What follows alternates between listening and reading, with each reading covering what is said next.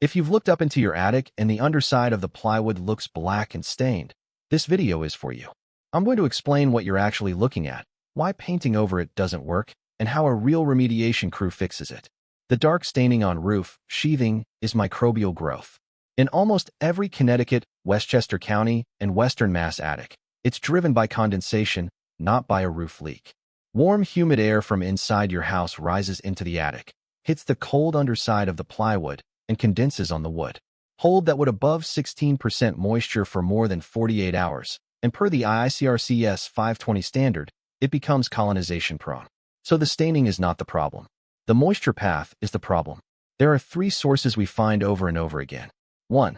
A bathroom or kitchen exhaust fan that vents into the attic instead of out through the roof.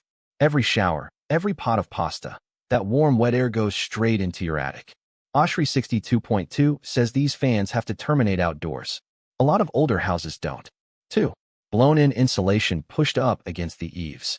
When the insulation chokes the soffit baffles, the attic loses its eave-to-ridge ventilation path. Now humidity from inside the house has nowhere to go. 3. Air leakage from the conditioned space below. Unsealed top plates, recessed lights, attic stairs without weather stripping. Warm, humid air leaks up through every gap and condenses on the sheathing all winter long. And in western Massachusetts and northern Connecticut, where we're in IECC Climate Zone 5A, the north slope of the roof spends most of the winter below dew point. That makes everything worse, and ice dam meltwater re-wets the wood in March. Now here's why painting it doesn't work. Mold remediation paint and encapsulant coatings make the wood look better. They do not remove the colony.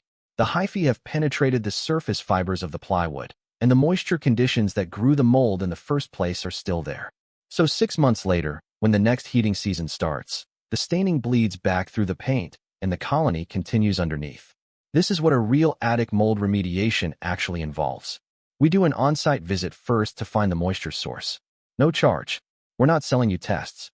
We're selling you a fix. The actual remediation goes like this.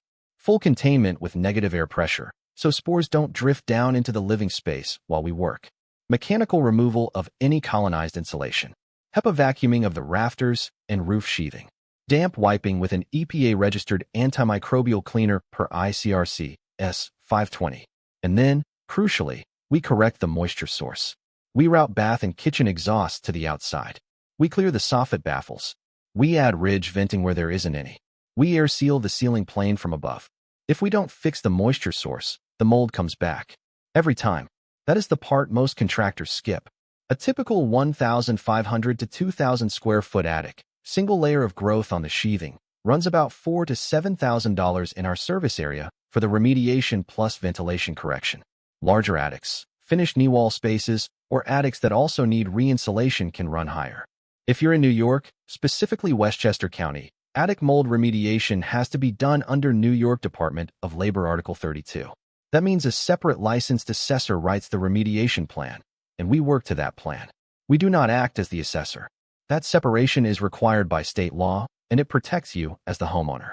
Green Restoration is an IICRC certified firm covering all of Connecticut, Lower Westchester County, New York, and the Pioneer Valley in western Massachusetts. 5,000 plus projects since 2017. If your attic looks like the photo, give us a call. We'll come out, find your moisture source, and give you a written scope. 833-800-0474. Subscribe for honest restoration breakdowns. Real readings. Real demo. Real invoices.